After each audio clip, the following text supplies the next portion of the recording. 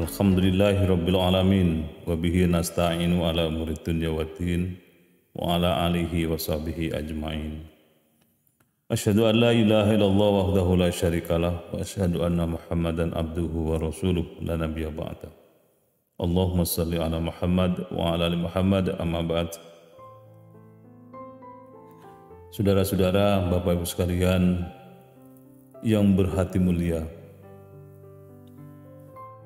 kita kalau tidak hati-hati dalam hidup ini bisa saja kena virus yang berupa rasa malas. Kenapa dikatakan virus? Iya, rasa malas itu bisa menimpa pada seseorang dan kemudian menyebar kepada lingkungan.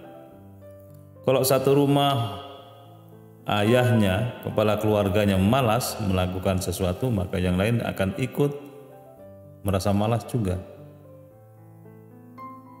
Maka pertahankan semangat dalam diri kita masing-masing, berjuanglah, berperanglah terhadap nafsu-nafsu yang tidak baik, sehingga kita menjadi orang yang menang dalam hidup, bukan menjadi pecundang.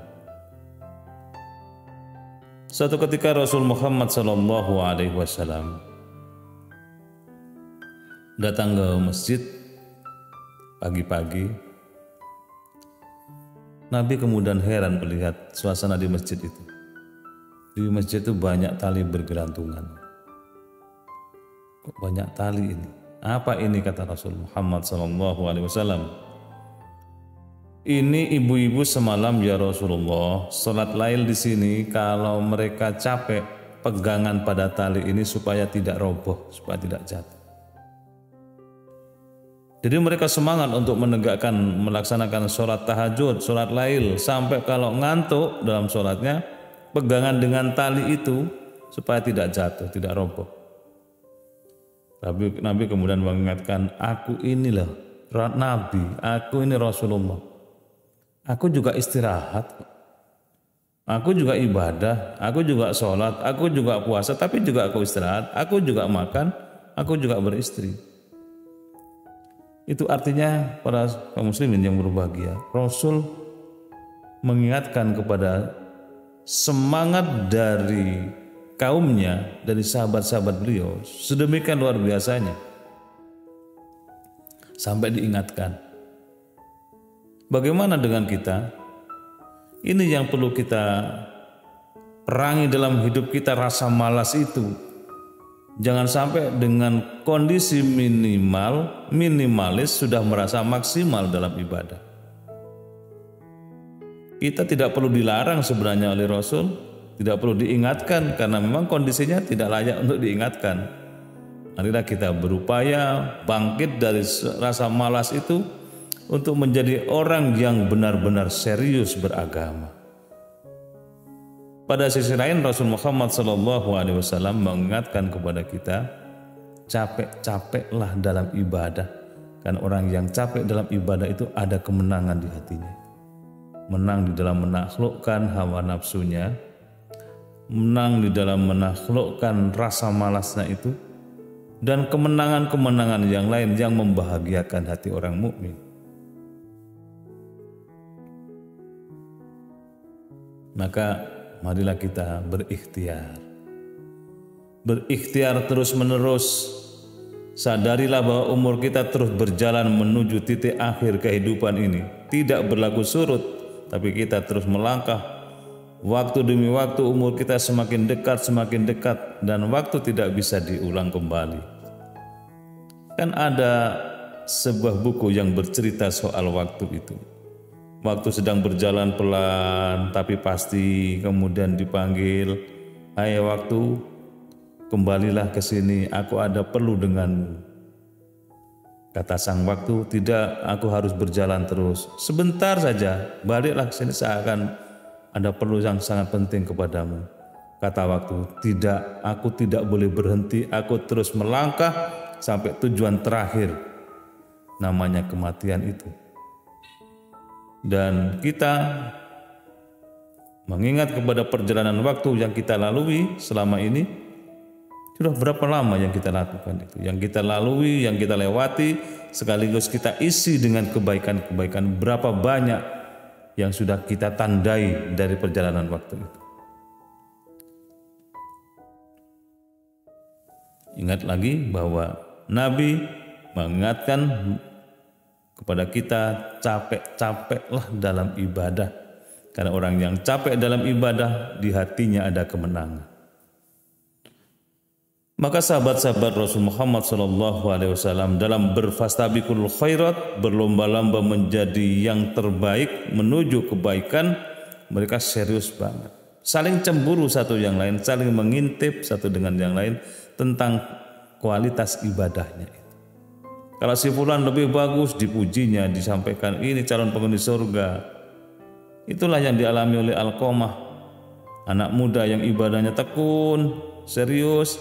Sahabat-sahabat yang lain memberikan stempel kepada dia, ini calon penghuni surga. Itu kelihatannya mengikuti kebiasaan Nabi. Kalau ada sahabatnya yang bagus, Rasul kemudian menggaransi ini calon penghuni surga. Nah, bagi kita yang hidup jauh dari Rasul Muhammad SAW, mari kita untuk berikhtiar secara pribadi dan bersama-sama orang lain untuk berfastabiqul khairat di dalam hidup ini. Dan insya Allah orang yang berfastabiqul khairat ada peningkatan kualitas ibadah secara kuantitas maupun kualitas. Tentunya bukan sekedar kuantitas, tapi kualitasnya ada peningkatan, ada penghayatan, sekaligus penerapan dalam kehidupan sehari-hari. Ikhtiar. Baru kemudian kita serahkan dan tengadah kepada Allah Subhanahu wa Ta'ala. Semua upaya yang kita lakukan, Allah yang membimbingnya, Allah yang menuntunnya, Allah yang memberikan kekuatan, dan kita serahkan kepada Allah. Ya Allah, kami sudah ikhtiar, tapi kadang-kadang masih ada sikap lengah itu. Ya Allah, mohonlah kami diberikan petunjuk. Iyyaka na'budu wa iyyaka nasta'in.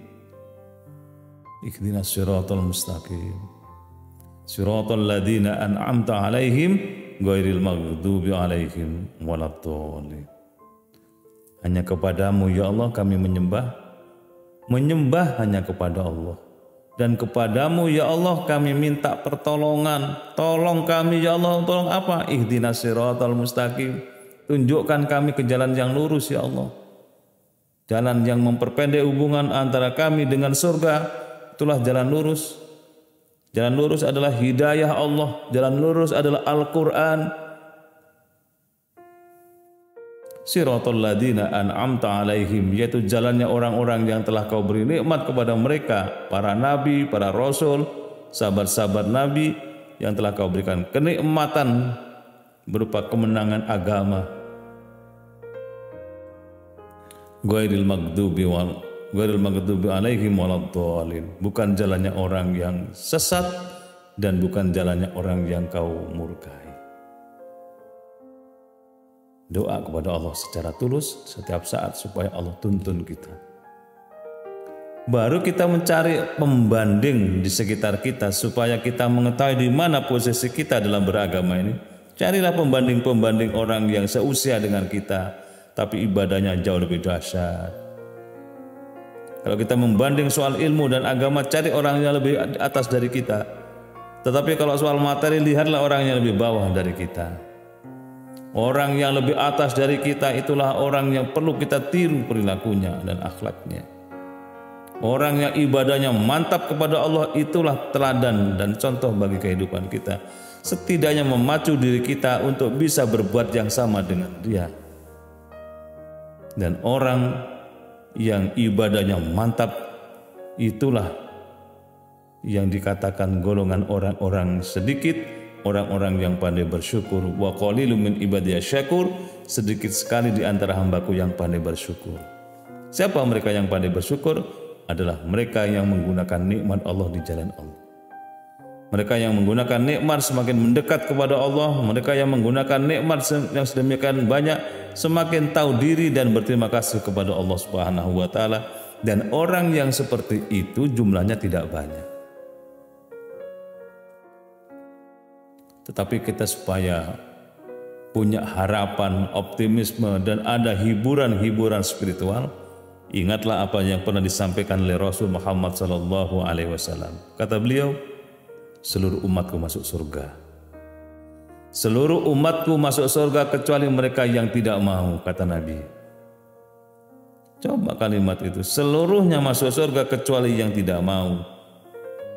Adakah di antara kita yang tidak mau masuk surga? Tentu saja tidak ada. Tetapi kalau kalimat itu kemudian kita camkan seluruh umatku masuk surga, tentu dengan proses-proses.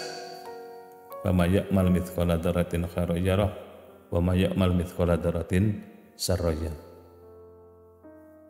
Kaum muslimin yang berbahagia dan dimuliakan Allah Subhanahu wa taala, carilah pembanding orang yang kadang-kadang usianya di bawah kita tapi ibadahnya lebih bagus. Carilah pembanding orang yang seusia dengan kita tapi mereka dahsyat. Carilah orang yang lebih senior dari kita tetapi mereka senantiasa istiqomah dalam menegakkan agama pada dirinya. Kalau kita melihat orang lain seperti itu, kemudian tergerak hati kita untuk menirunya, insya Allah pelan tapi pasti kita akan bisa mengikuti mereka semakin dekat kepada Allah Subhanahu wa taala. Baru yang terakhir itu ada perasaan yang mendorong dalam hati kita, yaitu keikhlasan, rasa tulus, ikhlas menghadap kepada Allah. Sehingga kalau kita ada perasaan tulus dan ikhlas menghadap kepada Allah, beribadah itu tidak terasa berat. Beribadah itu dengan hati yang senang, dengan hati yang bahagia, sehingga kita terus terpacu untuk menambah dan menambah. Sehingga dari kurang menjadi genap, dari genap menjadi meningkat, menjadi sempurna. Dari sempurna kita akan menjadi orang yang paripurna di hadapan Allah. Siapa mereka? Salah satu indikasi adalah yang Allah cintai, mereka yang bertakwa kepada Allah. Innallaha yuhibbul muttaqin, sesungguhnya Allah cinta kepada hambanya yang bertakwa. Dan orang yang bertakwa itu Allah muliakan, inna akramakum indallahi atqakum. Kaum muslimin yang berbahagia dan dimuliakan Allah, itu antara lain gambaran-gambaran tahapan kehidupan kita. Kalau kita ingin menjadi orang yang lebih sempurna, kenanglah peristiwa yang pernah dialami oleh sahabat-sahabat Nabi, oleh ibu-ibu yang malam hari sholat tahajud, kalau ngantuk mereka bergelantungan di tali itu, berpegangan pada tali itu supaya tidak roboh. Itulah menunjukkan semangat ibadah dan mendekat kepada Allah. Dan kita belum seperti mereka.